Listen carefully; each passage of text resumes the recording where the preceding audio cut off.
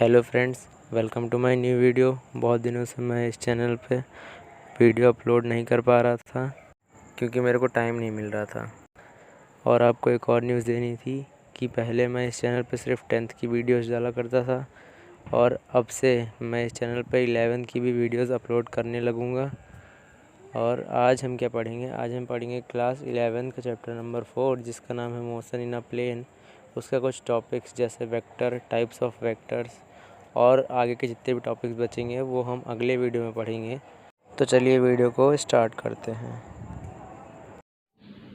Vector क्या होते हैं? वेक्टर होते हैं a quantity having both magnitude और डायरेक्शन, यानी ऐसी क्वांटिटी जिसमें मैग्नीट्यूड और डायरेक्शन दोनों हो उसे हम वेक्टर कहते हैं। ठीक है। एग्जाम्पल तौर पे हम लिए यहाँ पर फोर्स, वेलोसिटी, डिस्प्लेसमेंट एक्सेट्रा। यानी फोर्स, वेलोसिटी, डिस्प्लेसमेंट में क्या है?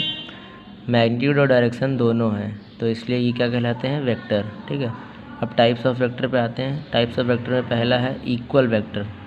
इक्वल वेक्टर किसे कहते हैं? सेम मैग्नीट्यूड और सेम डायरेक्शन, यानी मैग्नीट्यूड भी सेम हो और डायरेक्शन भी सेम हो। यानी कि जैसे ये वेक्टर, ये दोनों वेक्टर, यानी कि एक इधर जा रहा है नॉर्थ की साइड, ये भी नॉर्थ की साइड जा रहा है, और मैग्नीट्यूड 5 न्यूटन 5 न्यूटन, दोनों का मैग्नीट्यूड भी सेम है, डायरेक्शन भी सेम है, तो इसे क्या कहेंगे? Equal vector. ठीक है। अपोजिट नहीं हो सकता, अपोजिट हो जाएगा तो वो नेगेटिव वेक्टर बन जाएगा। एग्जाम्पल पे ये लिया था और ये बता दिया आपको। अब आते हैं सेकंड नेगेटिव वेक्टर पे। नेगेटिव वेक्टर क्या होता है?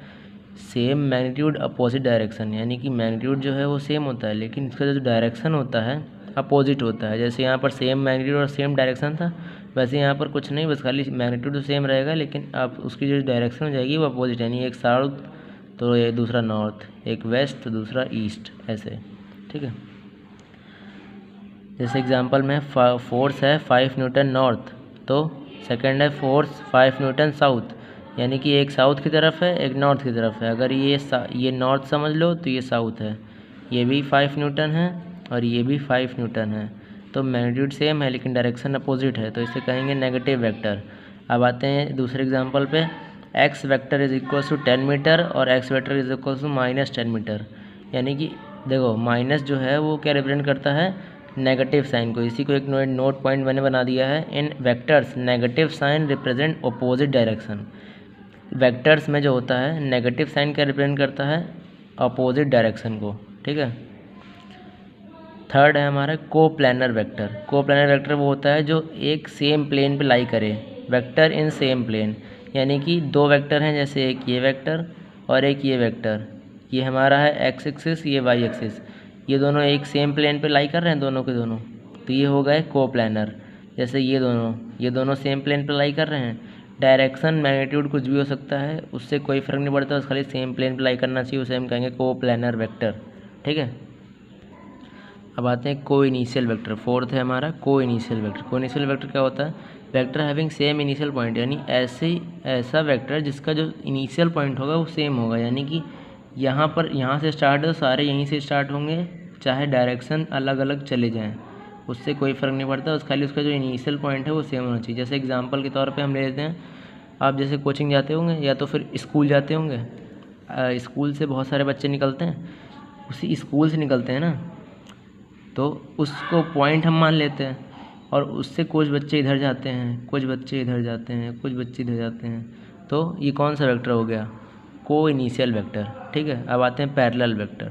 पैरेलल वेक्टर आपको देख के पता चल जाएगा कि पैरेलल वेक्टर कौन सा होता है, लेकिन डेफिनेशन के तौर पर मैंने यहाँ पर लिखा है, वेक्टर हैविंग आइदर 0 और 180 डिग्री एंगल देम। ये इसकी डेफिनेशन होती है कि इन दोनों के बीच में या तो 0 डिग्री एंगल बनेगा या तो 180 डिग्री एंगल बनेगा, तो उसे हम क्या कहेंगे? Parallel vector. जैसे ये दोनों के बीच ये इसमें क्या बन रहा है? 180 डिग्री, लेकिन इन दोनों के बीच में क्या बन रहा है? 0 डिग्री, कोई भी एंगल नहीं बन रहा है।